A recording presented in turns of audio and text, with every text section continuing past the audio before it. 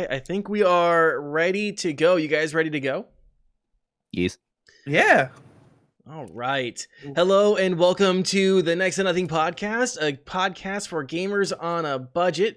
I'm just now looking at my notes and somebody did like intro and then like wrote shame all over the outline. Oh, I think that was from last week. I didn't notice it last week. I noticed it this week. So hello and welcome to Next to Nothing, a podcast for gamers on a budget. I am your host, Danny K. With me, as always, my partner in crime, Mr. Greenlee. How you doing? I'm doing fantastic. How are you, Danny? I am great. We were talking a little bit before. I'm in the post-Avatar depression. I finished Avatar: The Last Airbender again for like the third time because it's now on Netflix. I did it in just over 72 hours and I am now sad because I want more. Yeah, and you just can't go to like the M. Night Shyamalan movie or Legend of Korra to get that itch like scratched. Yeah. Because it's just not the same. Yeah, It'll well, never be the same. I think I'm actually probably going to I'm going to probably start reading the comics. I haven't actually read the comics. I haven't either, so. My other co-host, Mr. Revsfen, is with us this week as well. How you doing? Sorry, we got sidetracked with Avatar: The Last Airbender conversation. Yeah, I was just gonna say that. I mean, if you're looking to get that itch scratched, and you go to the M. Night Shyamalan movie, it's like being scratched with an open razor blade that's made of rust. That's a horrible try to even. You're gonna come out way worse. Anyways, I'm doing good. I hope y'all are doing good as well, aside from the Avatar depression. Yeah, I'm doing pretty well. With us this week, our special guest, Mr. VivaPinata. Viva, how you doing? Good.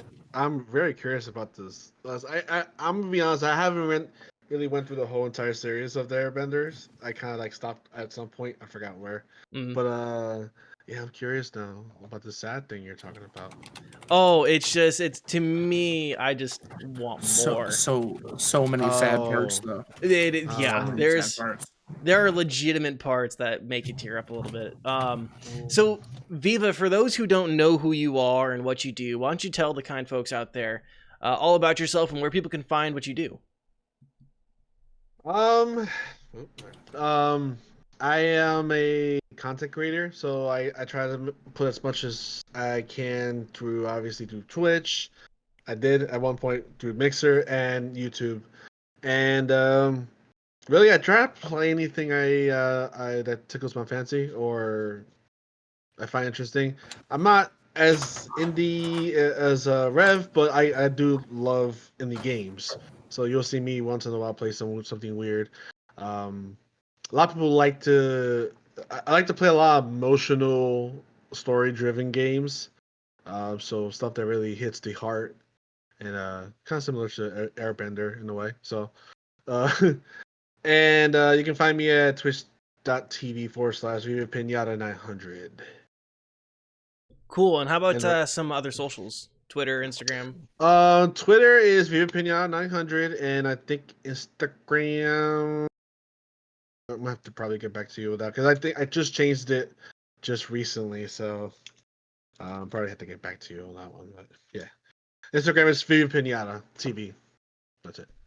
Awesome. So check him out there. Of course, as always, there'll be links in the description of the episode if you are watching or listening at a later date. And Mr. Green Elite was very kind and got a shout out to him there in the live chat. So make sure you guys drop him a follow, check him out on all the socials. And I think there's only one other thing that we need to mention here before we really start the show. We are still sponsoring SWA Motorsports racer Dead Shattern Zero as he hits the track in the Outsider Racing League. Watch him rep the Next to Nothing podcast logo Saturdays at 9 p.m. Central Standard Time on the SYM_TV. That's Sim TV YouTube channel. Links are in the description of this episode as well. Of course, if you guys are new to the show, welcome. We appreciate you guys for joining us or taking the time to watch and listen on your own time. If you guys like what we do here, make sure you guys drop a like, maybe subscribe to the YouTube channel if you guys are watching on YouTube. Or the best way to help us out or to support the show, tier 1 way to support the show is by telling your friends. So yeah, I appreciate all of that, and I think it's time for us just to get right into the show. What do you guys think? Get in there all nice and deep, like. All right. So we talked about season 5 for Apex dropping last week. It's been a week since it dropped. So let's just kind of talk about some thoughts and opinions on the new character, how the map redesign has been, um, all of that stuff. I'll kind of let Green and Viva, or actually, we'll let our guest go first. Viva, what are you thinking Yeah. about season 5? So far, so good. I would say so far with this season, it's a lot of changes. Obviously with the map and the new character and the changes with the whole meta. In general, like so you have obviously you got changes with why am I blanking on his name? God dang it. Um, not Pathfinder. Got Mirage? rework. Mirage, yes. So the Yeah. whole rework with Mirage, almost completely a different character from before for the most part. And obviously one of my favorite things about the season, which a lot of people I don't know, not really seeing, is the interactions and how story driven this season is. It's very, very story driven. I'm liking what I'm seeing so far. Yeah, a lot of the storytelling this season is taken up several notches. I really appreciate a lot of the storytelling what you're doing with this season. Um, so yeah, you're mentioning Mirage. Green, you're a Mirage player. How are you liking the Mirage Yeah. update? I've been enjoying it. He's definitely a lot more versatile now, and that's what I like about him the most. And I can't really say that I'm like main Mirage. Like, let's be honest, Loba's pretty much my new main. But Mirage, like the working around his regular Q ability, uh, now you can control it and stop controlling it and recontrol it however you want to. So it'll essentially you set it out and then you activate the control and it'll mimic exactly what you do. I found that very handy. And then the ult, when you ult, you don't just go invisible for a really long time, and then those like 9 or so of copies go out and stay there. They mimic you as well, um, which it becomes extremely confusing in fights. So you got to be really eagle-eyed on which one is the real one and which one isn't. Because like you could be you could be having a guy looking at you and looks like they're about to shoot you, and then the one right next to him is the one that actually shoots you, and you get messed up. So um, it's been super fun to use them. As I said, Loba is really fun as well, especially for strategic like moving. But uh, yeah, I dig it. I love the workaround. He also goes invisible when you res someone, which becomes super handy as well as when you actually call in like a revive. So that's badass as well. Yeah, yeah. So I mean, we were talking about you love Loba so much that she's now your new main.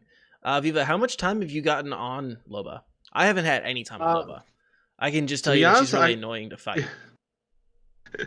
I got a decent amount of time. I like I like her kid a lot. My thing with Loba is the that kills me because you want to use her active I forgot what you call it the tactical ability where you throw her ring and teleports her.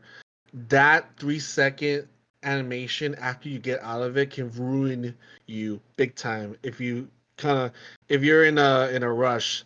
So I'm kind of like training myself in a way to not just throw it panicky and not think about what's in the other side of that ring.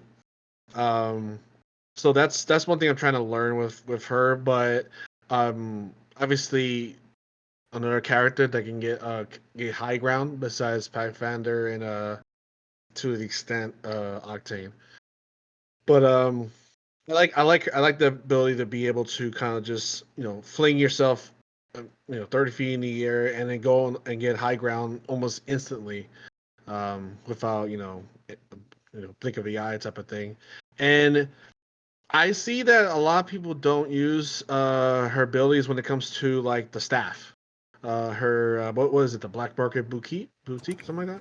Yeah, Black Yeah, Market Boutique. Yeah. yeah. I don't see people don't really. That has a very short cooldown, and I don't see a lot of people using it. And I'm also guilty for this too.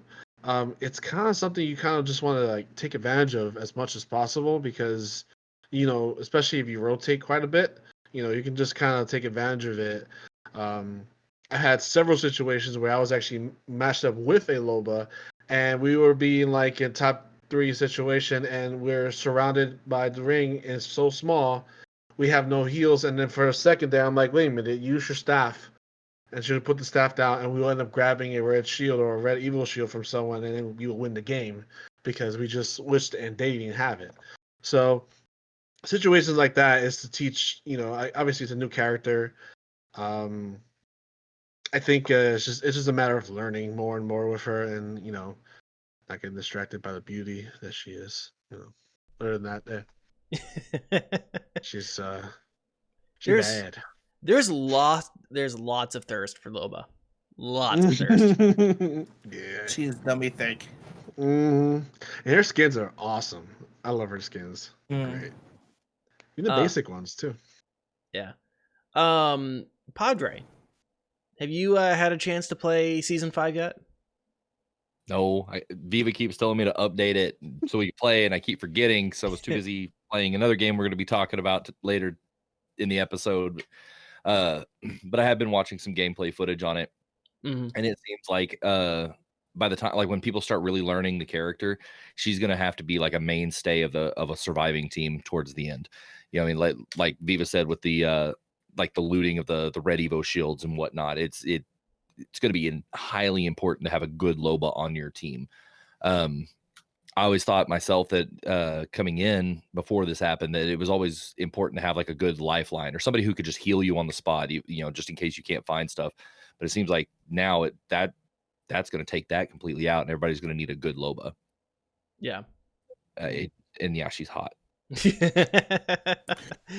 thing I do have to say about her ability though is when you first like start using it, it can be extremely disorienting after you do like your first couple tosses of the queue and teleport to like wherever you're at. Like I felt sick the first time I did it because like one moment the screen was one way and then like everything changed and I didn't know where I was. So that's something you have to get really used to really quick. Yeah. So talking about the changes to the map, how are you guys feeling about the removal of Skull Town and some of the other stuff to Kings Canyon that they've done? I'm so sad. Personally, well, the reason why I say I love it is because now there's a lot of areas that are similar to that. Like, you know, almost anything can be a skull town at this point because there's so. I forgot what's the name of that area. That big ass dome that's just full of like, um, areas. I forgot what it's called. But anyway, Oh, it's a big ass area. Pit? Lab. Yeah, the pit. Yeah, the pit Oh, is yeah. like I would say if you want to say the next boneyard, I mean, some people will say it was it's a different spot. I forgot the names. I'm not really good with the names right now. Still, still getting used to them. But yeah, I think it gives an opportunity for more locations to you know flourish To really in a way. shine, yeah, really Mm-hmm. shine. I disagree. How so? Because Skulltown was like the perfect mixture of close quarter versus long range and with higher tier loot. I think the only area that really comes close to that is slums. But slums doesn't have the same tier loot. So like I mean like you can get decent loot from slum, but it's not going to be the same as if you drop Skull Town and grab that first PK that Peacekeeper and just wreaked havoc on the whole town. So that's why I liked it so much, just because it was close quarters meets rooftops meets 4 different directions, and it always was hectic, always, and that's what was fun for me, was how hectic it was. Mm-hmm. And they took it away from me. I do have a God question. damn it. I'm curious, like, what are y'all's thoughts on them swapping the Mastiff and the Peacekeeper out on I like it. availability? Oh yeah, I was gonna talk about that next. I love it. That gameplay I'm watching right now looks like you really love it. Oh yeah. You're just shredding with that thing. Yeah. Cool. This gameplay is currently on my YouTube channel, so you guys can watch it there if you're interested. Yeah, I watched it live. It was pretty good. Yeah, you did watch it live. Oh man, It went off. I will say it probably the Mastiff might be a little OP to be just a regular ground pickup. They might need to nerf it a little bit. They might need to do something to it. I don't know. I'm in the same boat. I don't think so either. I think it is what the PK should have been. Mm-hmm. The What I'm PK hearing is is just fine. You're just a god, is what I'm hearing. yeah. The thing with the Mastiff is it's not as inconsistent as the PK was. The PK you could hit headshots with 110 and then move to the next team and hit the PK at 7 with a headshot, point blank. It was super inconsistent. Everyone hated the PK for that reason. Like if anyone said they hated the PK, it was because of how inconsistent that fucking gun was. It was the worst. Like I had the biggest love-hate relationship for that shotgun because like sometimes it would just absolutely dominate with nothing attached to it, and other times it would be like I'm slapping them with a napkin. Like stop it, you stop it. I play Like with a that's how lot of bad different it people. Yeah. was. Yeah, I play with a lot of people, and I get the same thing you're saying. I don't use shotguns often at all, so I can't really say like I use PK, or the Mastiff. I do use a Mastiff now because of just something about the Mastiff is just I love it.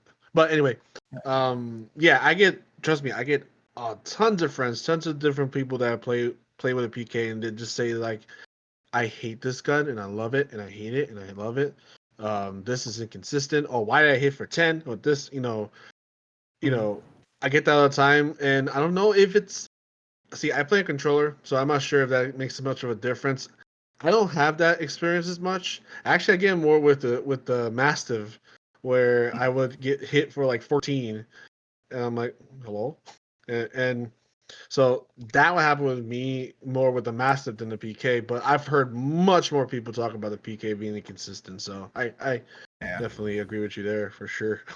Yeah, 'cause I think the Mastiff is more consistent because of the spread that it has. So like when you hit your shots, you actually hit your shots, and when you have a bad shot or you whiff it, it Makes it actually hard. lets you know that you Mhm. whiffed that shot. Yes. So it's to me it's a hell of a lot more consistent. Like I don't understand. I don't know if it's because of the shape of the spread that the PK has. I've literally headshot all pellets to the head with 7 damage Mhm. on someone.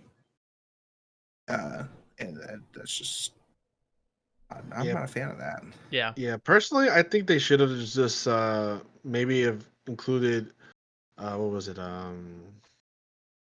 Take the shots. What's the name of it? Damn. See, it's a mod that you can get. A precision choke. Yes, yes. I thought maybe it's something like that, but see, it doesn't make sense that I was thinking about making it into a gold item and not purple, but then the triple take would also get hurt by that too. And it's right now the only thing that thing supports now at this point is Mm. triple take. So I was thinking maybe the Mastiff can use that instead and kind of tighten it a little bit, but maybe not. Just an One idea. thing I do have to say about the gold PK, not that they swapped them around, even with the buff, it still sucks ass. Like, I haven't got to I've try it yet, so yeah, it's not unfortunately. a good time. Is it okay? I'll pass on it. I picked it up. I had a gold PK and a gold Kraber. I had the Kraber. 1v2, and it let me down hard. I hit 314s, and I essentially gave up after that point. Yeah. I switched to Kraber and too. was hip firing. Yeah. So, kind of get some final thoughts here. Good update overall. One that you're Yeah. happy with, that you guys kind of going from here. Is there anything like what's the next big thing that Apex needs to work on? Fucking servers. Uh, Servers they're- are so bad right now. mhm. I don't know if it's because they're still running on 20-tick servers or if introducing that drop with if someone disconnects, they can reconnect to that same lobby. Mhm. I don't know if that's the issue. I do like That's that. That actually saved my ass a couple days ago. yeah. Which is pretty cool. I like that feature, but Mhm. I don't know if that's what's causing the rest of the servers to be shit. Yeah. Because like I definitely feel the tick times a lot worse when picking up weapons next to someone else. The connectivity and the lag issues are more consistent. Mhm. And then like general matchmaking has been pretty shit, as well as the issue where a lot of people who installed the update had a very sizable download chunk that they had to re-verify. Yeah. I know Biggs had like a 14 gig chunk missing Yeah. from his game after that update. Yeah, and Donley did too, and then my buddy So- Decay did too. It was Mhm. I was surprised I didn't get that, but Yeah, I didn't get it either. It was solid for me. yeah. Um, anything else on Apex? Otherwise, we're gonna move on to our next topic here. No, I think that's it. Octane needs some more love. Other than that, But his ult got cooled down a little bit though. yeah. Yeah, it shortened to 60 seconds, so you could just spam jump packs like all the time. You get a jump pack. You get a jump pack. Everybody gets a jump pad. Yeah. Woo! So moving on from Apex, Rev, you played a game called Neversong. Why don't you Yes, tell I us did. about that? Welcome to Rev's Indie Corner, where we talk about obscure games that nobody else has ever heard of. So Neversong is a game I picked up through the service Keymailer, and it was originally called Once Upon a Coma. And now it technically releases tomorrow on Steam. I don't know how much for, but it it was a good little indie game that basically kind of told the story of a kid who ended up in a coma. Without spoiling the story, as you go along, things aren't always as they seem. All the adults have disappeared, and as they start showing back up, they're like these monsters and stuff. Um, the artwork for it was really, really interesting. And one thing that I can say without a shadow of a doubt that I enjoyed is there was no issues with the gameplay. A lot of times when I get these early, like get in early on these indie games, like there's always like one or two issues, like what maybe um the game crashes, or I get some clipping in the animation, or something gets stuck moving between scenes or something. I had none of that. Everything ran perfectly smooth. The animation itself was kind of campy looking and goofy, but it was a little bit darker than it appeared. I think I want to say it may have been out on console at one point, because they worked under that Once Upon a Coma name for a while before they changed it. Like even when I streamed it, I actually had to stream it under that directory because Neversong didn't exist yet. It is kind of a horror-ish game at points. The big monster you fight in the end has some very, very creepy aesthetics going on through the whole thing. There was some comedy sprinkled in there too. Um, all in all, it was a really, really fun game. You basically you use a baseball bat as your main weapon, which you can upgrade. You upgrade to be able to actually go further in the game whenever you roll to the next part. So like you'll try to go to an area, you can't get there because something's in the way, and you don't know exactly what it is until you go and you beat a boss, and you get this song that you go back, you play on a piano, you unlock a room, and you get the item you need to go to that next level, and you're like, oh, okay, I get it now. Everything was very, very intuitive. There was nothing there that you would be walking around and go, well, heck, what do I do next? It was super simple to figure things out. I think the only thing that could have been any different was there was this final puzzle involving a clock, but it was still kind of self-explanatory, so that was pretty good. But it ended up becoming a pretty emotional ride towards the end. But the one thing is, if it's not going to be a free to play game, it only had like a 3.5 hour playthrough time. Like it was short. Because I didn't realize when I sat down to play it, because I was sitting down for a short stream. I didn't realize I was going to be done before my stream was over. Um, it told a great story. It was a great story, a lot of fun, but it was incredibly short. And I mean, and if I'm being 100% honest, probably a little too easy. Made it kind of feel like maybe the point of the game was to actually tell the story as opposed to kind of really playing, like the gameplay was a back burner to the story, which is fine. I mean, I play several games that are like that. Even like Layers of Fear was like that. It had a couple of puzzles here and there in it, but it felt like more of a storytelling than an actual game. Um, but all in all, great game. Still don't know what it's going to retail for. Probably won't know till tomorrow. But worth a playthrough if it's like maybe $5. If it's not, wait till it goes on sale. Yeah, I saw it's going to be available on a variety of platforms. Hold on, let me see if I can't tell you, because I just pulled up the Steam listing. No, they don't have a retail price listed on the Steam site. But it is going to be available on Nintendo Switch, PlayStation 4, Xbox One, Windows, Linux, and Mac OS. See, and this is one of those games because you typically we talk whenever we talk about these kind of games, we talk about the possibility of mobile. And this is one of those games that I feel that if you have one of those little like mobile controllers or even like a little controller overlay for your games, it would be easy enough to do because there was nothing difficult about the gameplay. Yeah. So I could definitely see like a mobile port coming in the future if the game is successful enough. It being on Switch definitely doesn't surprise me, and I could see it probably as being one of those games that comes straight to Game Pass on Xbox. It's one of those kind of games. But yeah, it was a pleasant experience, if an emotional one. Yeah. Anyone that's curious about it for PC or Mac OS, the minimum requirements are Windows 7 or higher, 1.7 gigahertz dual core CPU, 2 gigabytes of RAM, Intel HD graphics, so basically just integrated graphics, and then 1 gig of space available on your hard drive. Yeah, it's a potato game. Yeah, potato with an LCD screen will do you just fine. Exactly. I will say there was one moment in the game that will always stick out to me because it had me almost in tears laughing, and it's you have to go and get a speak and say to try to some guy had trained some of the monsters in the game to form platforms for him to get into a secret base in the water tower, and he lets you borrow his speak and say, and you're supposed to have them listen to the kitty sound, and they'll do whatever it is they're supposed to do. At one point, you hit the speak and say, and then it's like, it does the chimp says, woo, woo, woo. And then you hit it again. It's like the gun says, you hear a gunshot and a scream. And then you hit it again. And it goes, the baby says, I want the milk. And it was the funniest thing I think I've experienced because it was so unexpected. But I mean, I ruined it for anybody who might play it. But I mean, come on, it's hilarious.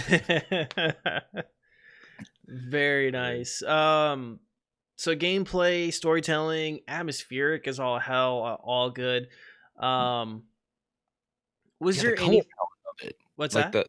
you can tell like when you're looking at like trailers and stuff, the color palettes of everything kind of feel dark in a lot of areas. So like whenever you're walking through houses and stuff like that, and even the palette of it almost has like an old school like Tim Burton-esque feel to it. Um, because everything's just kind of got that like dark palette to it where nothing's really bright and colorful.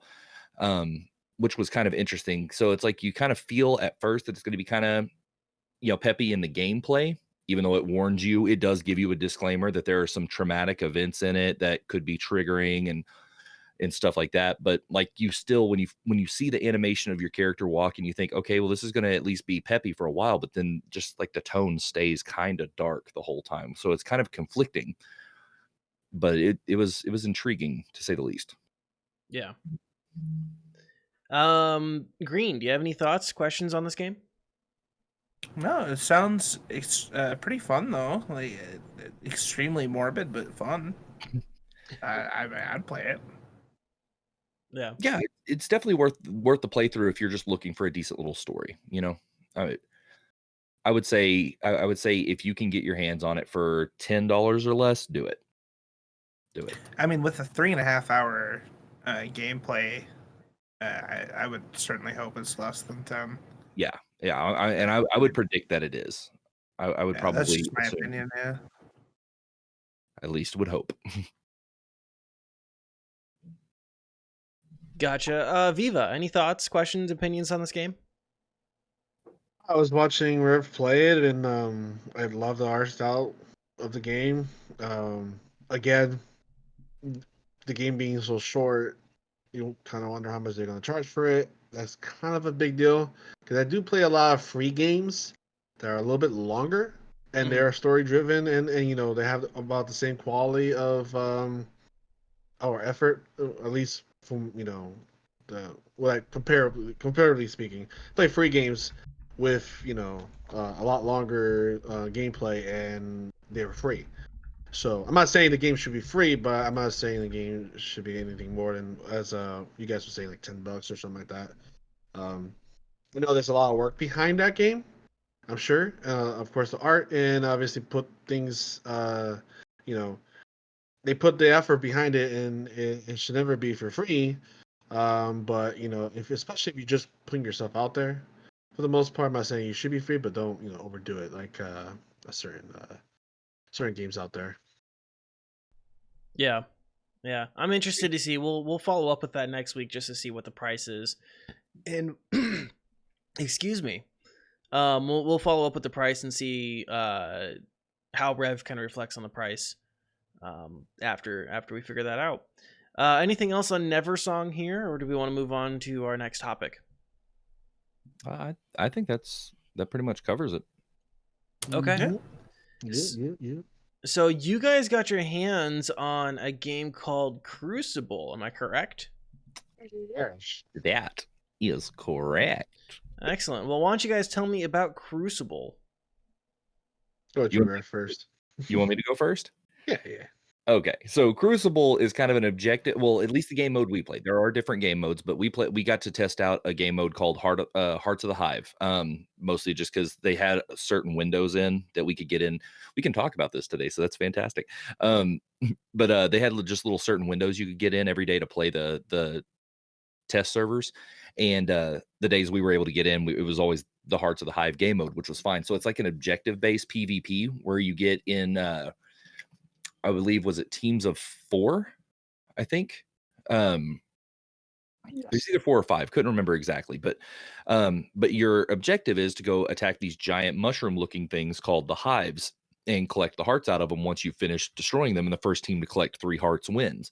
Now these things spawn on timers, so it's not like they're just everywhere, you just the first one to get there and get them wins, but it's also PvP based, so you try to kill your opponents as well.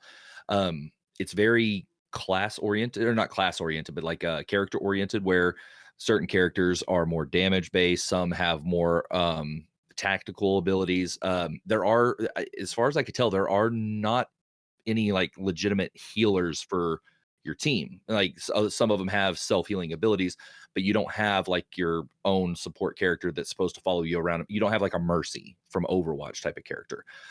It is done in third person. There is it seems as though there's going to be a lot of lore. There are biographies for every one of the characters. I got to play test them. There's actually a character that my favorite, his name is Earl. If you're watching live, you're actually seeing him on the screen right now. He's this big old chunky redneck alien. Loves to fish, loves his family, crashed his ship on this planet and is trying to get them he used his ship to actually build this gun that he uses. So he could get the money from the Crucible event, because apparently the Crucible event is somewhat like Apex. Like you gain money from kind of competing in it. And he's trying to get his ship rebuilt so he can get home. And I love that man. He's got a heart of gold. But the gameplay itself was pretty smooth. We ran into some bugs, which of course is to be expected in early access. What worries me is some of the bugs that we encountered. Do they have enough time to fix it before the launch tomorrow? I don't know. Viva actually encountered one in particular. Yeah, if you want to go ahead and tell them about that one, because I was busy trying to kill people while you were talking about it. So, unlike a lot of games out there, well, most games out there do have this feature, is the reconnect feature, right? You know, if you game crash or computer, you know, whatever, something like that happens, you can reconnect and get back in the game. This game has that. Fantastic, right? Well, actually, not so much. What happens is when you land, imagine, okay, you've seen the gameplay right now. Imagine the crosshair being gone, all the names to the left right there say unknown. You don't know what your abilities are. You don't know the XP. You don't know what the objective. And the objective actually on top will all say a bunch of X's. So you can't tell what's going on. You can't tell where you're aiming at. And then you lose control of a lot of things. So basically, the reconnect feature really, really was big. And I ran into that twice. So I did report it. Obviously, you know, if you're beta testing, you should give your reports. Make sure that you want to help them out. That's so they give you opportunity to test their game. You gotta help them out too. And I have no problem helping them out. I want this game to succeed because this game I can see this game has potential. Um, but yeah, that bug was just it was stuff happens. It happens a lot. Um, you know, and you can't have that kind of bug in the game. You just can't. Yeah, like Um, whenever you die, whenever you respawn, based on how many harvesters you have captured in this game mode, you actually get to kind of pick where you drop in at whenever you respawn. He couldn't even see that. It was just Yeah, auto. I could even it automatically dropped me, and then sometimes it'll drop you to the other side of the map, which doesn't help your teammates. You know, it's Who you can't. because yeah, because the game is very much team oriented. You really have to get together with your team. You will get your bums kicked in if you don't. If you want to play a solo, you cannot do that in this game. You have to play as a team and kind of coordinate because the good players in this game you always see them together most of the time. You will not see one solo most of the time. They're going to get you pretty dang good. So, but yeah, that bug really kind of soured me pretty hard. Just felt helpless in the whole entire game. And you know, obviously, when you leave the game, you go back to it. Guess what? You put back right back into the game, and guess what? The error still is happening. So it was pretty bad. That was my biggest gripe with the game. But obviously, you know, hopefully they fix that because that's a pretty big deal. Yeah, But and I think that one will get fixed because it was addressed immediately. Mhm. Um, one of the things I do got to say that talking about the team orientation of it, I don't know if this is something that's going to change, but there's no like text communication like most games on mouse and keyboard. You can hit enter and type in like a team chat and communicate with your team. That is non-existent here. It's like completely voice based communications. There's a ping system that you ping with your mouse wheel Oh. and you Mhm. double tap to ping enemies, just like a lot of other games. You level up in game with this stuff called essence, and you can actually select before your level 1, 3, and 5. You can go in and actually select what you get in that upgrade once you level up to that point, and you get essence for killing like what are they the like the wildlife in it. There's this one thing that looks like if a Bulbasaur and a Salamence had a baby, and you get a lot of essence for killing those things. And it was it's got a lot of facets to, and then that's just in this one game mode. We don't know how things change. There's another mode called Alpha Hunters that we never even got to try, just because the timing didn't line up right. But one of the things that there was one thing that really stuck out to me as interesting that I thought, like I pointed it out to Viva when we were playing and thought it was really cool, is that whoever the party leader is, whatever character they're using, whenever you ready up, the music will change to something that fits that character. So it's like your kind of menu screen whenever you're readying up. The music is like when you're using Earl, he's a redneck. You kind of hear that like slow Some space stuff. banjo type of stuff. And then there's a character Mhm. named Summer. Her character's like a kind of a Polynesian, Pacific Islander kind of character, and it sounds like some Hawaiian music mixed with a little bit of EDM and stuff like that. I thought that was like a really nice little touch in there. But all in all, it feels like it's going to be a very successful game, especially considering it is going to be free to play. Uh, I want to see it succeed. It's just there's so many facets of it that make it entertaining and fun to play. The games can take a little bit if you go back and forth on catching these catching these hearts on this particular game mode. But all in all, it's worth it. Like they fly by even for how long they can be. So, how are people going to be able to access this game? Steam. I think Steam? Steam is like it. I mean, Yeah. I didn't hear anything about consoles, and Steam I think is it. Yeah. Well, because I know it's an Amazon game, so I'm surprised it's actually not going to the Amazon Games launcher. Mhm. Yeah, they But didn't mention anything about that yet. Yeah. which, of course, anyone Which I'm who's shocked. Yeah. yeah, because anyone that has Twitch Prime already has the Amazon Games launcher if they claim games. I'm trying to find just some information for folks who might be interested in this, who the technical stuff. Let's see real quick if this is the correct one. It did immediately pop up. Yeah, this looks like this is it. Yep. So some of the system requirements that's going to be required for Crucible: Windows 7 64-bit or higher, Intel i5 3570 or an AMD FX 6300 with 8 gigs of RAM. Graphics, they're recommending a GTX 660 or an ATI Radeon HD 69, nice, 50, DirectX version 11, broadband internet connection, and 15 gigs of space on your hard drive is what they're recommending. So want to add one thing to the game that I thought it was kind of interesting. A lot of mobile players would kind of find this kind of cool. You know, you have jugglers in most MOBAs. Mm-hmm. I noticed that is a trend in kind of in this game. You have one specific character just doing PvE stuff, and because obviously those orbs will help the whole team level up. Mm-hmm. And obviously being leveled up is essential in the game. You know, you don't want to go get someone that's level 7, you're level 4. You know, that's just you get your normal buffs from each level. So I've noticed that that's like almost every team we ran into, you'll have one person have 0 kills, but have like 20,000 essence, and then the rest of the team has like 2,000 or something like that. So I'm starting to notice that a lot of people are treating this kind of like a MOBA-ish style kind of game, which I just thought was kind of cool at first. It's like, oh, okay, cool.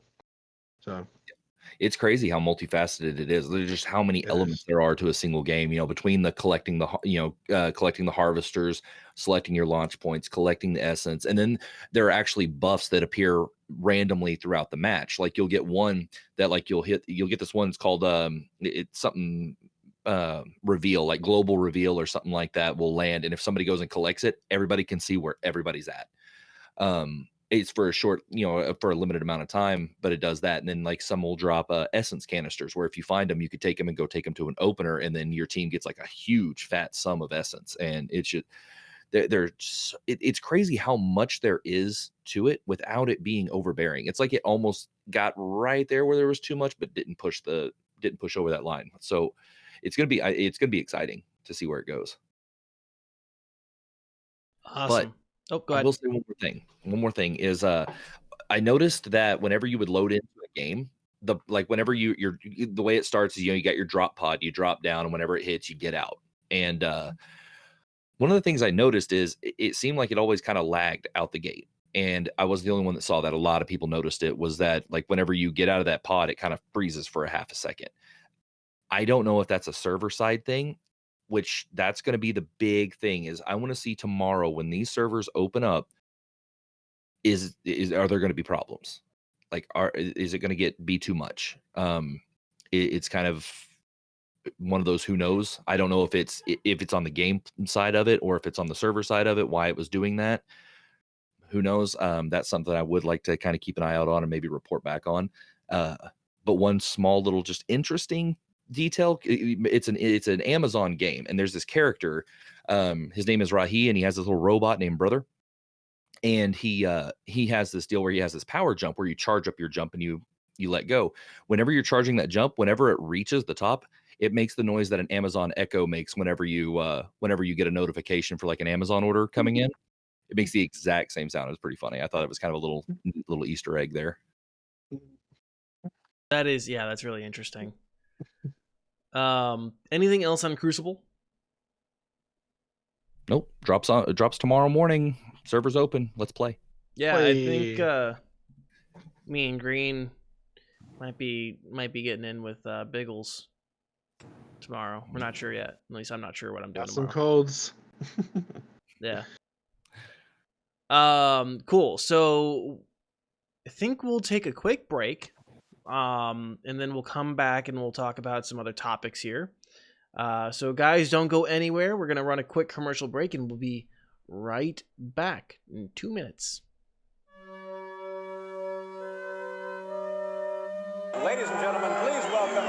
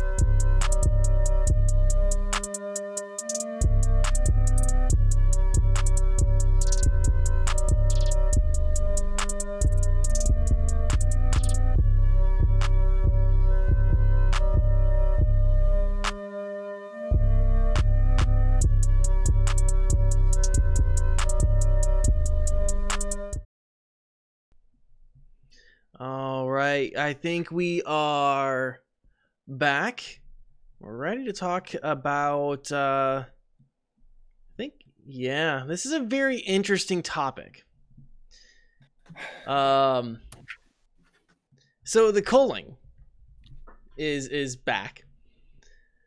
For those who don't know what the culling is, which I wouldn't blame you guys if you didn't, because it had a very short-lived time in the spotlight. It was one of the early titles in the wave that became battle royales. It was competing with games like H1Z1 for the throne back in like 2016. The game has a really troubled history with fluctuating player base and what is kind of universally a critically panned sequel. If you guys are, first off, we've done an episode on the Culling when it was free to play. A long time ago. You guys can search through the feed. I want to say that was in mid 2018. I'm sorry, not mid 2018. Late 2018. And I'm not going to get into like the whole history of the series of the series at all. I'm going to say if you are interested in more about the history of the development of the game, I suggest checking out Mellow Online's article on Medium. He's also going to be the primary source for this discussion here. So it's back. They're having a relaunch, and with this relaunch comes a new and bizarre business model that resembles more of an arcade or a Dave and Buster's. So it's no longer free, but you now have an upfront purchase of $5.99 USD, which gives you one free play per day. So you get to play once. And the way you play more is we either win your free rounds or you buy tokens. And 1 token is 1 play. What the fuck? So all of us knew about this story except for Rev, and we wanted to see his genuine reaction to this story. Dude, that's worse than loot boxes. Like, it's literally a gamble. You get one guy in there that's cheating, and you just lost your free. No. So here are the prices for the tokens. You get a 3-pack for 99 cents, a 10-pack for $2.99, or a 20-pack for $4.99. This means if you want to play a minimum of 21 rounds, you'll be paying $11. DOA. This whole game will be DOA. DOA right now. It was, yeah. What kind of attempt at sustainability is that? Nobody's going to do that.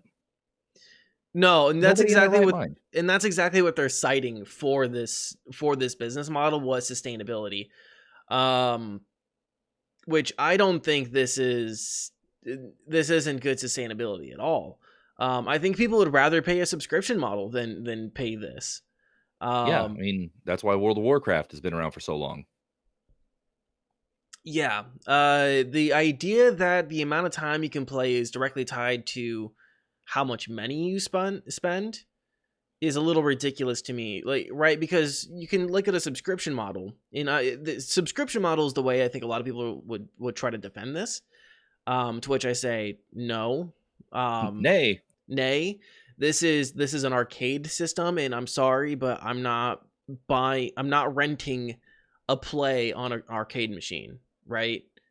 This is a game that I have an upfront cost that I'm paying to use, and then you're asking me to pay almost the exact same amount of money for more plays a day. Unlike a subscription model, which is I pay my monthly fee and I can play every hour of that month. Right? There's no stopping me if I'm paying that monthly fee for World of Warcraft or ESO or whatever, name an MMO that does a subscription fee. There's no way I can be stopped from playing that game every hour of that month, which, I'm sure a lot of people back in the golden days of WoW probably did that. I'm sure there's some computers that for a solid month never turned WoW off. Yeah, I'm not a fan of it myself, but Green, what are you thinking? I think it's the most asinine business model I've ever seen in my entire life. Can confirm. Like, how can you ask people to spend money on the game and then spend more money to play the game? Like, at this point, it has moved beyond making a profit into let's see how much profit we can make as possible before we die. Which will be quick. It will be extremely quick. Because I mean, what else do they have? Like, it's not like they're like the top game right now. So like, this is a weird flex. Like, I could see like Fortnite pulling this off because people play Fortnite, but like this game can't fucking sustain itself on this shit. Yeah. So let me ask you this: if you go in and you get your one free play and you win that game, you just get to keep going until you lose, or okay, so because here's the thing, at that point, the reason that's going to kill people, the reason that's going to kill your player base is because you're going to get these people who go in and lose right out the gate. They're going to say, well, I ain't gonna play to jump back in that, because your people that are going to continuously win are just going to keep getting better.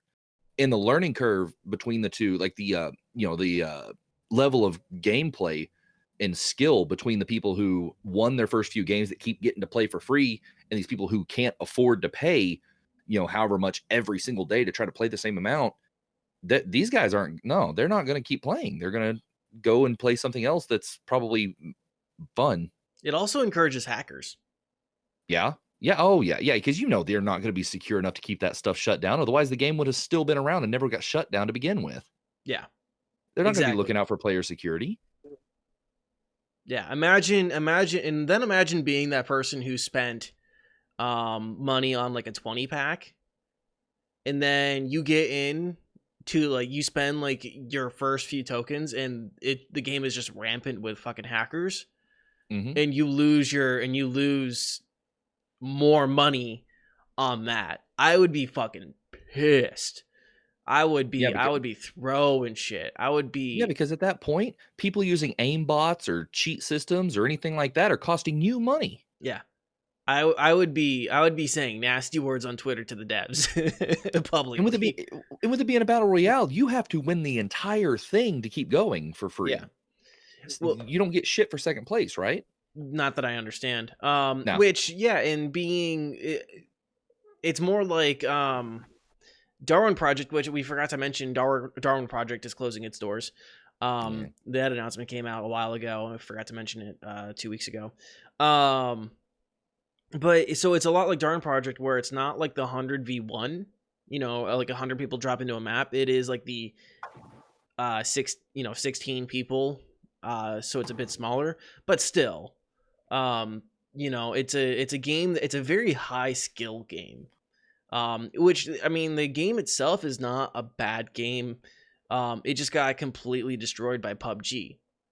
I mean, it got stomped by PUBG because for whatever reason you want to list out there, and then Fortnite, you know, took a big lion's share out of that too. So like At there's this point, this I'm old glad. Matthew. Oh right, yeah, because there's this old movie. It's an old Matthew McConaughey movie. It's called Failure to Launch, and I feel like that just the title of that movie is starting to apply because that's ridiculous, man. Like that, I don't understand where they. Like, I'm trying to figure out the thought process, like trying to play devil's advocate of trying to explain, like no, what, no. You know, too, that there was a dev that's just like, dude, guys, I have this fucking brilliant idea. Guys, listen, we make them pay to play the game twice. Mm-hmm. And then everyone was just like, oh, fuck yeah, bud. Oh, fuck yeah, let's do it. No, you know Like- what? You know what this is. You're going to end up getting down at the bottom. You're not going to really see it, but in fine print, it's going to say powered by Google Stadia.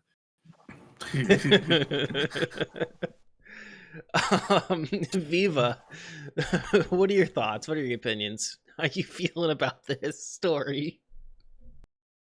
Okay, so the first time I saw the story, I'm wondering there has to be some type of history here, because only if some sadistic asshat would think it's a great idea to do that price model, to charge people over again. And if I'm mistaken, isn't that only on Xbox, right? Right now, Right. but it is coming back to PC. Okay, I'll say. So at one point, apparently, I think the Culling 2 was the same price as the Culling, the remake, or whatever they calling this crap. Yeah, this is like the Culling Origins. Yeah, it's just call it remastered. Who gives a shit? Anyway, it was one of the it came out. I think it came out before PUBG came out, so it was around the H1Z1 time. It was actually a legit competitor at the time. Yeah, Yeah, it was a very early in think- that battle yeah. royale. I Wave. think what's happening with this sadistic mind that this guy has. This is what he's thinking. Well, we were popular at one time, so I think we can pull this off again. And then he did that. Here's the thing. This is my mindset. You got games like Apex. You got games like PUBG. You got games like Fortnite. I mean, what? Crucible Royale. I would touch that game 10 times more than I will ever touch the Calling. And that's free. And it's weird. But it's free. I would rather touch that. Warzone. You got so many different examples that I will go to these way before I even think about the Calling. So the fact that they honestly thought it was a good idea to come out and just say this and not think that anyone was going to give him any crap about it. This guy has to be like some type of like something's wrong with him up there. And the thing is, like, I think most battle royales for the most part should be free at this point. Most of them are free at this point. I still think PUBG should be free right now. But that's a whole different story right there. and then that's still a better game. PUBG is still a better game, so they still charge, obviously, for the original PUBG game. They still charge for that, and at least it's still a better game than the Culling is.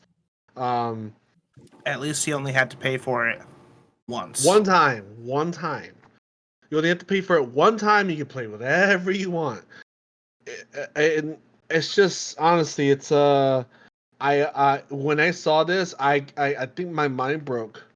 I've been sitting here Yeah. doing reading sense, and I'm just going to read you tweet of the day on this at Pepsi Weed. I'm just here to watch this game fail for a third time with the world's dumbest marketing start with a pay per match setup. It's That's it. honestly, the person who decided to do this did not even for a second go on Twitter for a millisecond to see the other games, how they're doing. You if you were free to play, you still probably fail. Because let's be honest, the big dogs are already established themselves for the most part, and you're not really original either. You're just a remake of what something used to be, and that's why H1Z1 right now is trying to stay alive somehow, but it's just not as good as the other ones.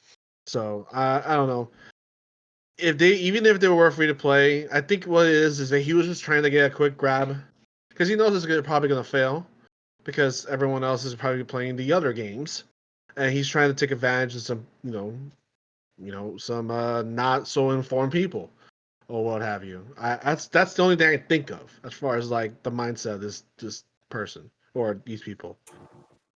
Yeah, and I think go ahead.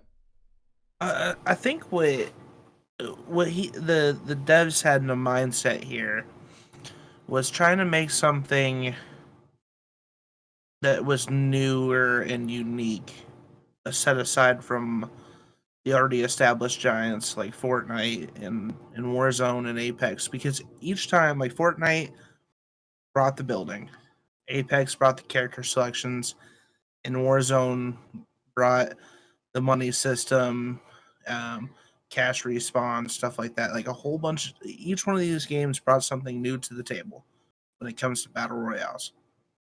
And I think that they were trying to do is like, all right, how can we make this game different from what is already out and make it a contender? And they thought at the time, like, oh, we can do this because no one else is doing it. But it was a very huge step in the very wrong direction from what the goal here was. It boggles my mind that they thought that would work.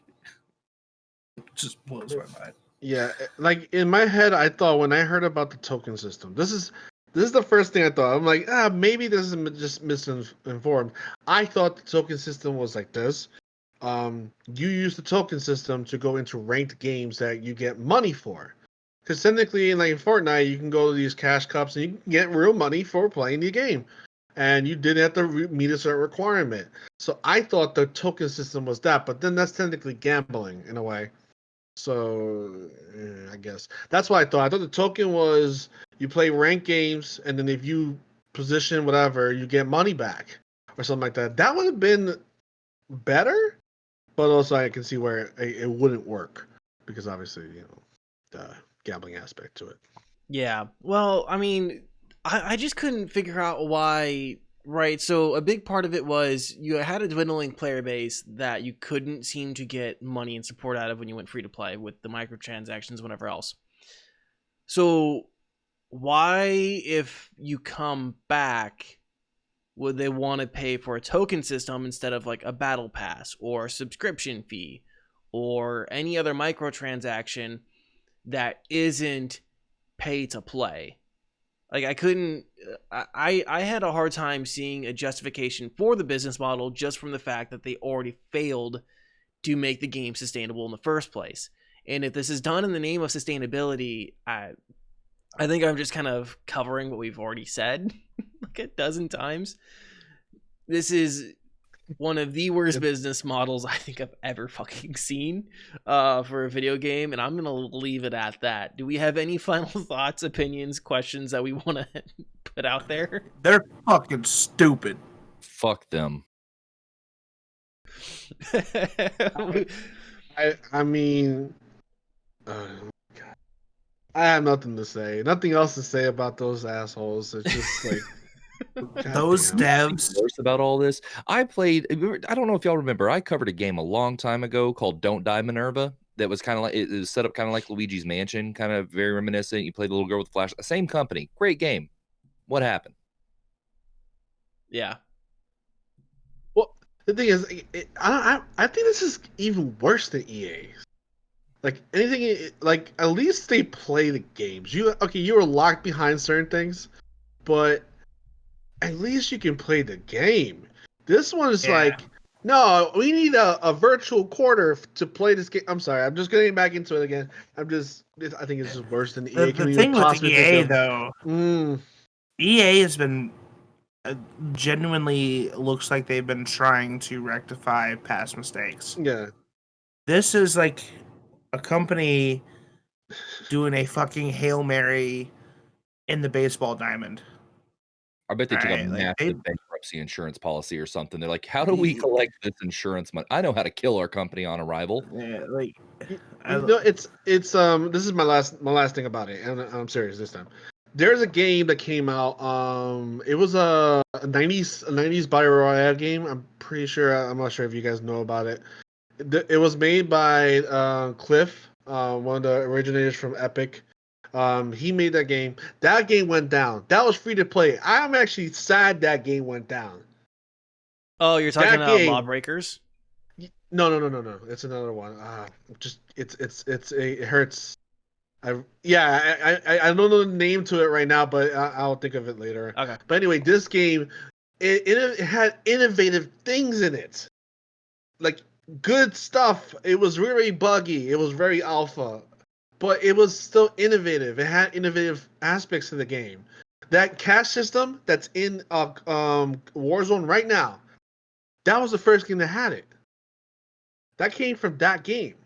You can buy stuff with actual currency from killing other people. That's where it came from.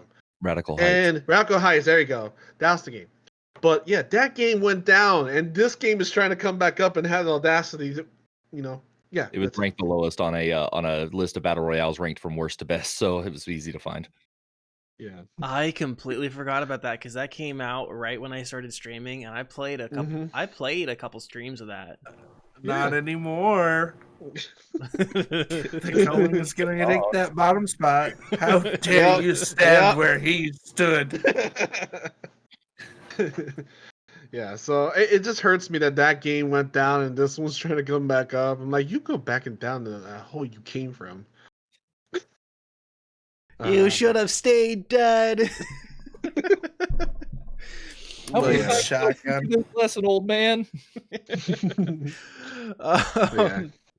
So next story that we should probably talk about is we got a sale going on, boys. The Epic Mega Sale. Also, real quick, GTA 5 is free on the Epic Game Store until May 21st. I already picked it up. It's a deal so good that it messed up Epic servers for 12 hours. Yeah, it did. GG, I right? tried downloading that all thunk? day. I didn't see that coming.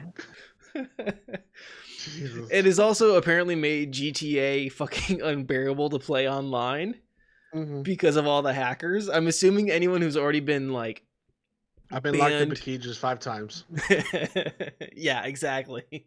I'm assuming anyone who's been banned from GTA 5 for hacking online, probably like, oh great, I got another chance.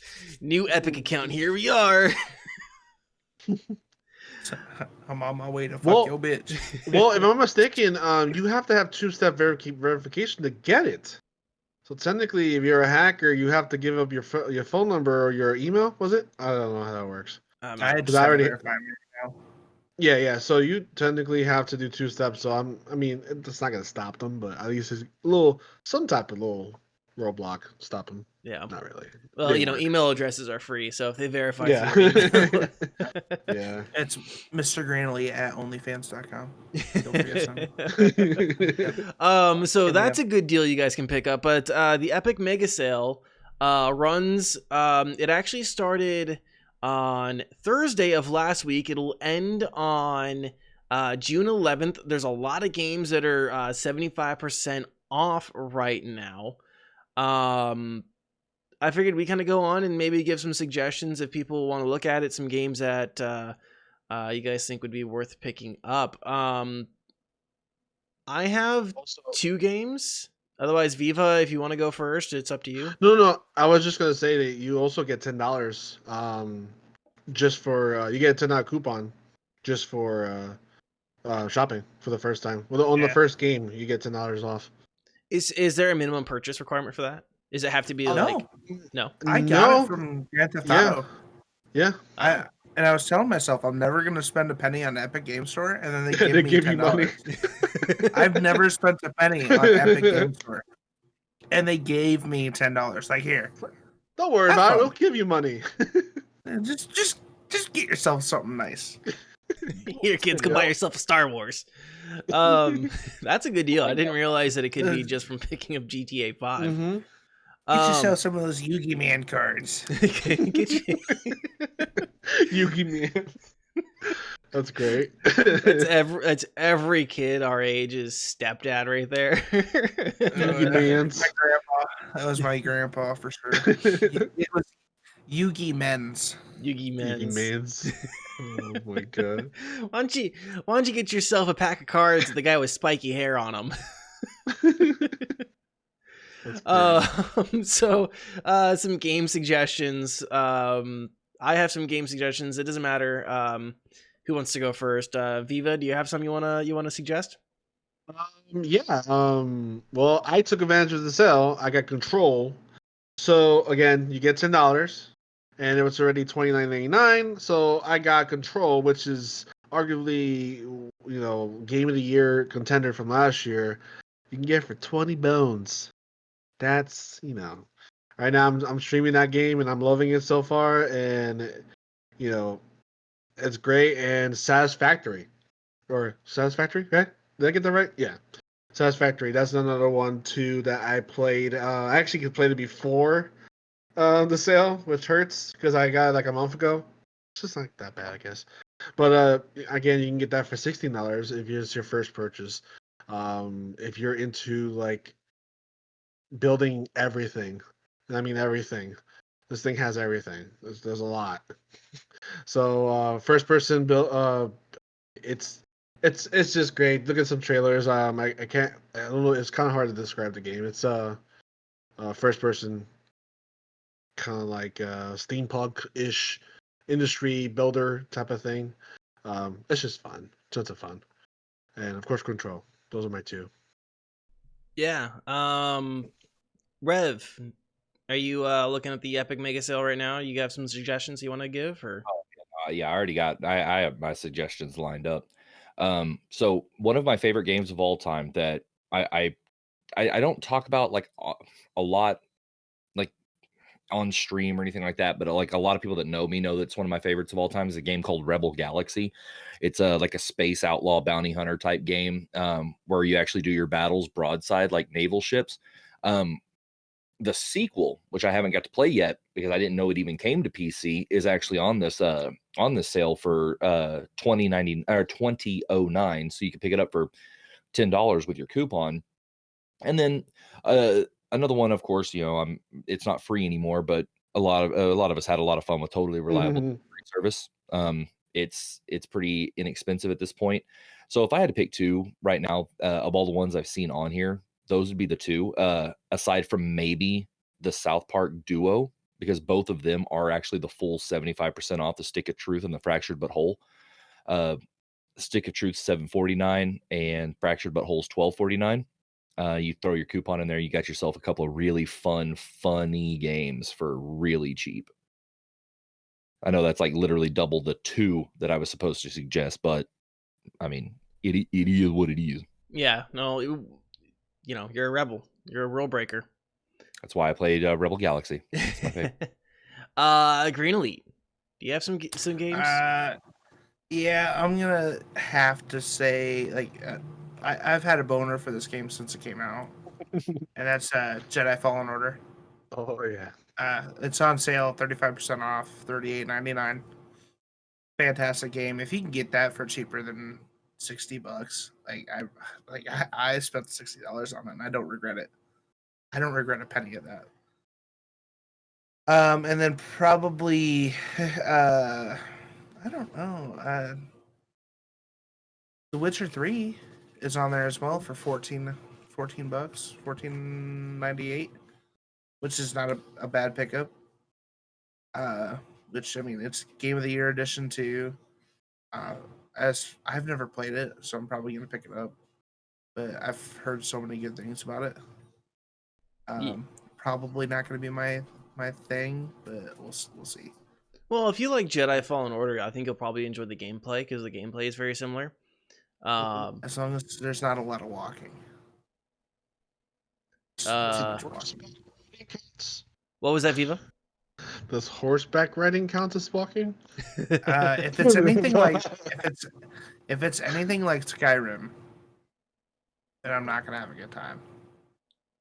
Well, we won't say anything. Okay. Yeah, you just shush. So the games I was looking at, all, not all of Far Cry's, but Far Cry 3, 4, and 5 are all on sale. I suggest Far Cry 5 because I really enjoyed that game. I really enjoyed the characters. I don't think it. I like the system a little bit better, and it doesn't make you do a lot of needless climbing like Far Cry 3 and 4 do. So that's on sale for $14.99, $5 if you use your $10 coupon.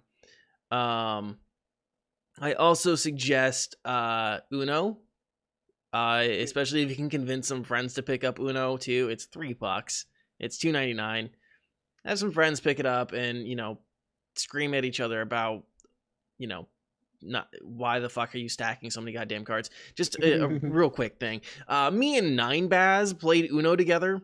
And he kept stacking all of his draw twos and reversals and everything like that, and got us to such a state that because it's an infinite deck, we all had like 20, me, him, and the two bots we were playing against all had like a hand of 20 cards, and we couldn't get rid of them because it was an infinite deck with all the +4s and everything like that stacked up. It was impossible. We actually had to quit the game.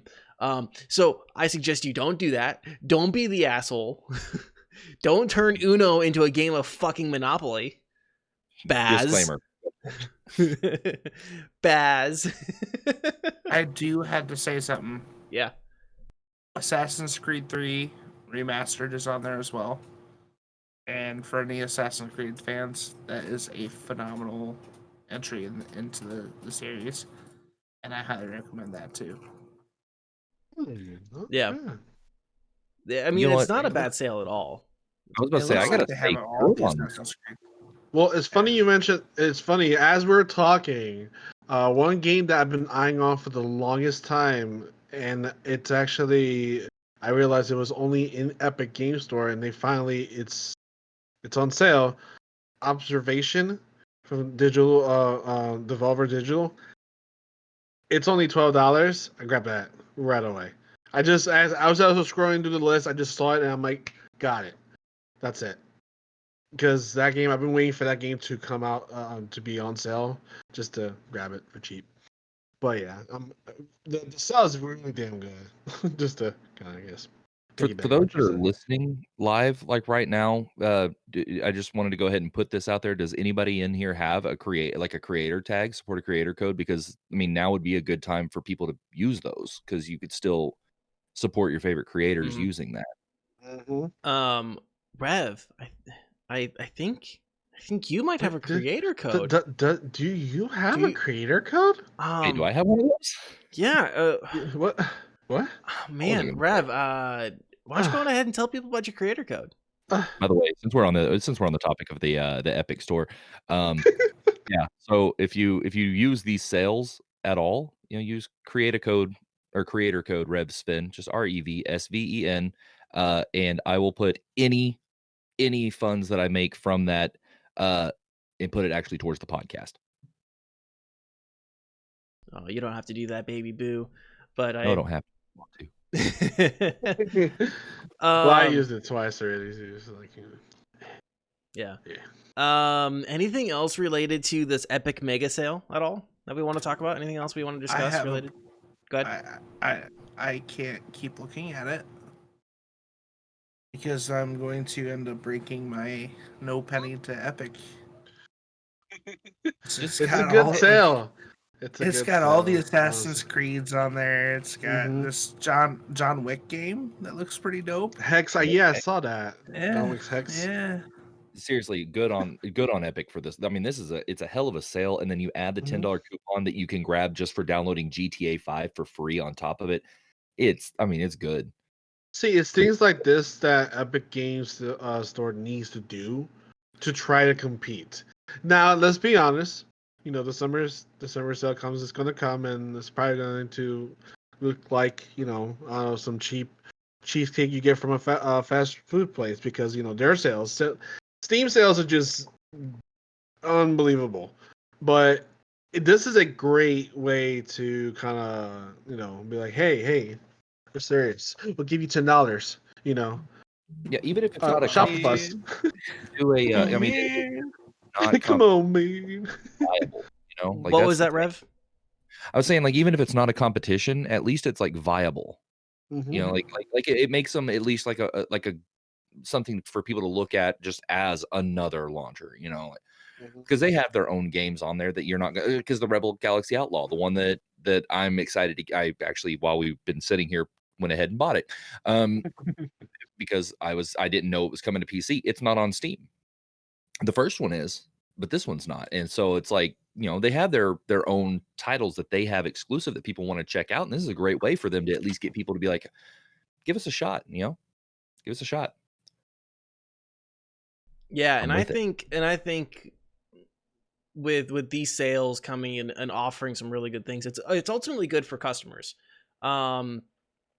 Because now that Steam isn't the only game in town, I mean, yeah, sure, you had GOG and Humble and whatever else, but they weren't pulling the same market share, and they weren't pulling the same kind of deals that Epic and Steam were. So it's nice to see this and see Epic kind of come in and say, you know what, yeah, sure, you guys can spend all your money, on the Steam sale, but ours here is a little bit earlier, and we're gonna give you a coupon if you're spending with us, or even just getting a free game from us. I think that's good strategy, good business strategy. Ultimately, it works out for the customer a little bit more than it does for them, for sure. In terms of the Steam sale, or what I like about this is it's a little bit more curated than like the Steam sale, because I don't know how they decide what gets a discount for Steam, but there's a lot of trash. Like, you sift through a lot of trash going through the Steam sale. It's pretty bad when you're looking at like that $5 game range during the Steam sale, and you just see just garbage on garbage, and not even just like garbage on garbage, but like just really old games that should probably be like $5 anyways. Or like $2 anyways, because they're just that old. Like, it's some like PC port from like the SNES or something. They're selling it regularly for $10 instead of $2, like they probably should be. But anything else on this particular topic or conversation that we should get out of the way? I do have one more question to verify. Like, so if you get the $10 off coupon, can you apply that to a less than $10 game and essentially get 2 games for free if you get Grand Theft Auto and then turn around and use the coupon?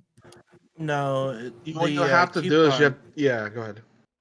The coupon is only for select items, it looks like. Okay. Yeah. That Probably Control was one of them. Yeah, like maybe $20 and up, so that way it's because I know I still it applied to Rebel Galaxy, which was only $20, and so I got it for 10, but I didn't know what the limit was. I didn't know if anybody had that on hand. Also, great timing on having GTA be free and have the sale. Right. Fucking geniuses, I swear. A lot of people hate Epic, and I do to some capacity. But when it comes to like timing and like marketing, they do a great job. You have GTA for free. People they have to go to the store. They see that sale right there, and then they see the coupon. It's right there. You can. It's quite brilliant. $14.99 and up. So as long as you're still spending $4.99 or more, and it can be add-ons. You can apparently use it on Yeah. add-ons. Don't. And The Witcher is $14.98, so it's just not worth. You sly boots, you. Spend money. Spend I'm money. like, I'm like, what? What? What? Well, dang it! I was gonna pick it up until you took that 1 penny off to make it. Nope, now it's not gonna happen. I might not. I'll just wait for the Steam sale. It's gonna be on sale there too. Guaranteed, it's gonna be on. Yeah, it's gonna be on the summer sale for like Oh, $3 and some change. almost everything in this sale is gonna be on Steam sale. It's just like Steam sale. Yeah. It's the pre-Steam sale, basically. The Yep. opening act. When is the Steam sale? Did they confirm the date on that yet? They've leaked it. We mentioned it Okay. last week. Yeah. I don't have my Yeah. notes handy. No, that's fine. No, I was just curious. I'm like, is it gonna be next month or this month? Okay. This is gonna be next month, I believe. Okay. Yeah. Okay. So nothing else on this particular topic at all. The little sale thing. Oh, I'm sorry. The refund thing. Oh yes. Yeah. Yeah. Oh yeah. Okay. That is actually I like Solid. this. That's another pro consumer thing that I really liked. They did. You can explain it. Sorry, Danny. Oh no, it's good. I don't have my notes on it right now. Do you want to explain it real quick? Plain simple. If you bought, let's say you bought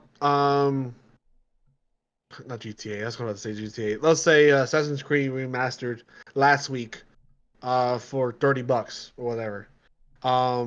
They would do a partial refund, not full refund, but partial refund of basically to kind of make up the cost of it being on sale. So basically, it's kind of like a rain check in a way. Not a rain check, but it's kind of weird to describe. You'll get money back if something goes on sale after I forgot exactly the days. I think it's a week or so or something like that. But Yeah. So yeah, they're you get making- money back just for something being on sale the very next week, which you will not possibly known. So it's kind of cool to just get money just for something that was on sale, Yeah. So they're making which up happens. Yeah, Go which ahead. so they're making up the difference between those. Let's see. How many days is it? I would assume it's probably something within like 14 days. Yeah. But that's an assumption. Mhm. It's an assumption I'm making right now. That is not an established fact. Actually, I just pulled it up too. That's the sad thing. Yeah, I'm looking It's at on the article right now. self refund. Yeah.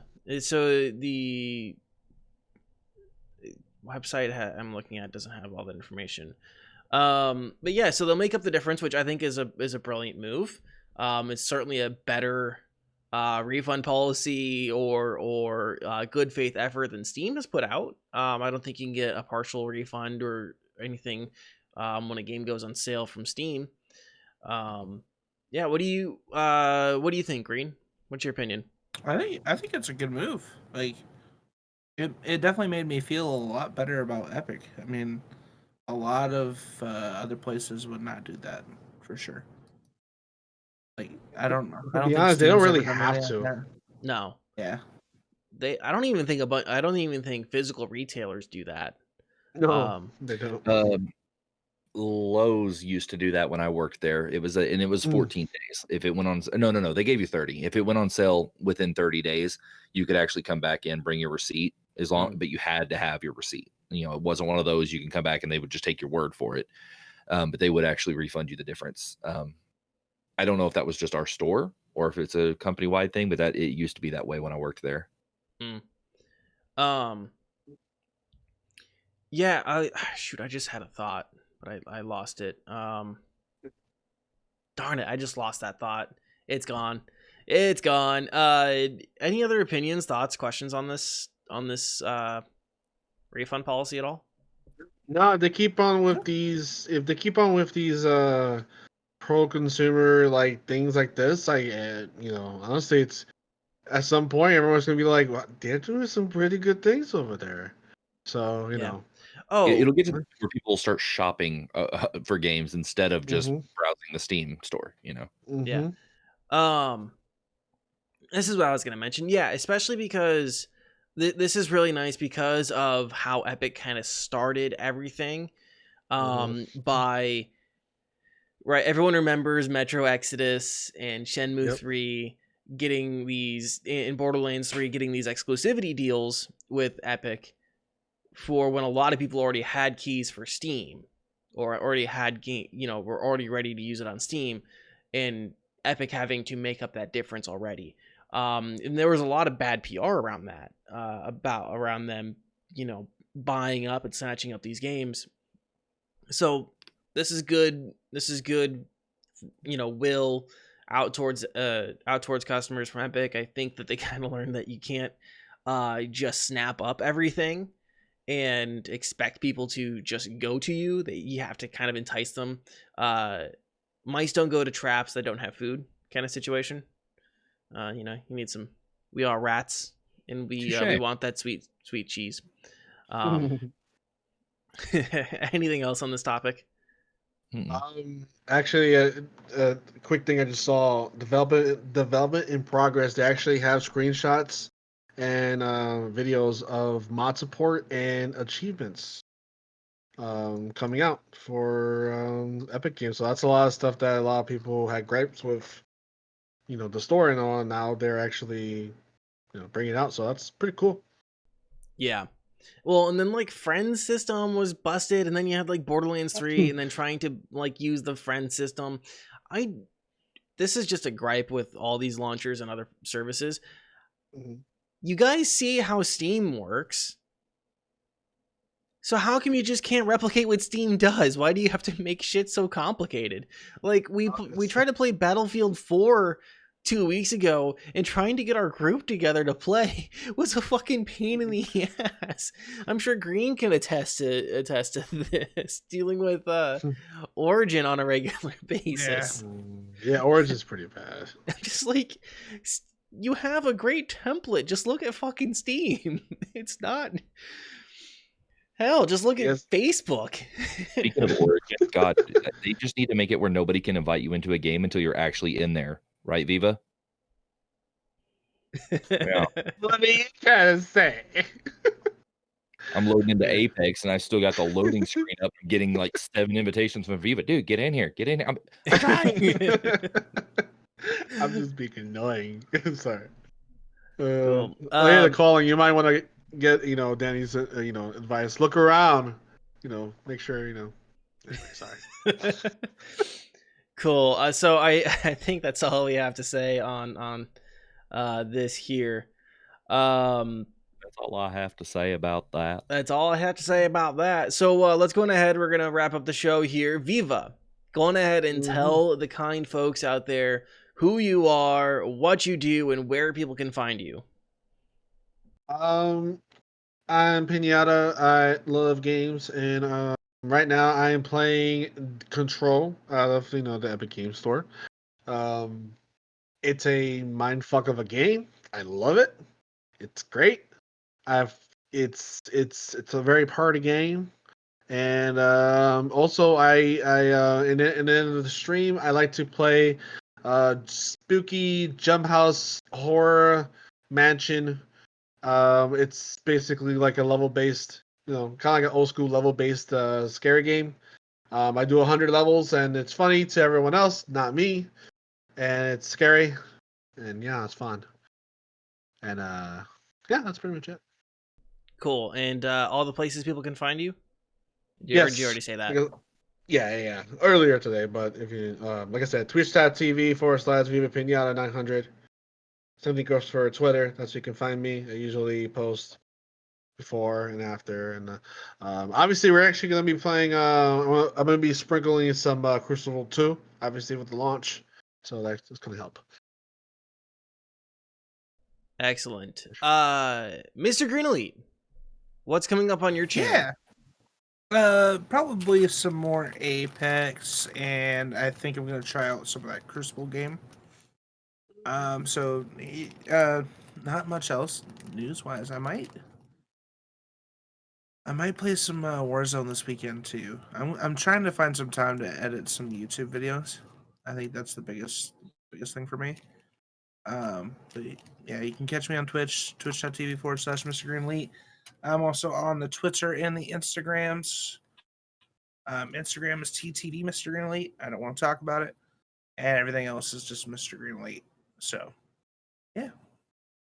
Excellent. Rev, Padre, what's coming up on your channel? Well, I'm actually taking the remainder of this week off. I've been taking a week off like every month from stream, and it's been very refreshing to do. It keeps me from getting like burnout and stuff, and allows me to get more like creative with it. One of the whenever I get back, I was gifted a copy of Oxenfree, which is made by the same people that made After Party, which is a game I've shown a lot of love for. Chances are I'm going to start playing Rebel Galaxy because it's kind of a chill game that allows you to be able to monitor chat while still having a pretty interesting battle system and stuff like that. Aside from that, I'm about to start introducing more Zevo's Funhouse stuff in. Going to probably stream hand making. I'm making a leather mask for him, like a horror mask. I'll probably stream that because why not? But aside from that, it's just going to be whatever cool indie game I get access to. And you can find me at twitch.tv/RevSven, REVSVEN. You can find me on Epic using your creator code using the same thing. And you can find me at RevSven TV on all social media platforms. Excellent, excellent. Coming up on my channel, we'll probably try out Crucible. We'll see what we can do with that. Otherwise, it'll probably be Apex. Of course, Friday nights we're still doing Fallout New Vegas. We finally kind of got over the wall where I made my character bad, so I kind of needed to do some grinding and just die to Cazadors a lot. I'm not sure what else I'll be playing. I've had some other ideas in my brain kicking around for a while, so we'll see kind of what comes out of that. Other than that, you guys can find me on Twitter at DannyK and on Instagram at DannyK. You can follow me on Twitch at twitch.tv/DannyK. That is spelled DANIECAE. Otherwise, guys, I think that's going to wrap it up for the show. We sincerely appreciate all of you here for taking the time to watch and listen to us. You guys are the reason we do this, and we hope each week that you guys find the value that we provide. If you missed any part of the show, you guys can find us and even find some older episodes on YouTube, Spotify, Apple Podcasts, Google Podcasts, and everywhere podcasts are found. If you guys want to help support what we do here, there are a few ways to do that, but the number one top tier way to do that is by telling your friends about us. Seriously, that helps us way more than you think it does. Otherwise, you guys can drop a rating and review on the podcast platform of your choice, and of course you can subscribe and ring that bell on YouTube. We appreciate all of you guys for joining us. Have a wonderful rest of your week. I said it right the first time this go around. Stay safe and healthy. So proud of you. Right? Stay safe and healthy, and we will talk to you guys again next week. Goodbye. Bye. I love you. Love you.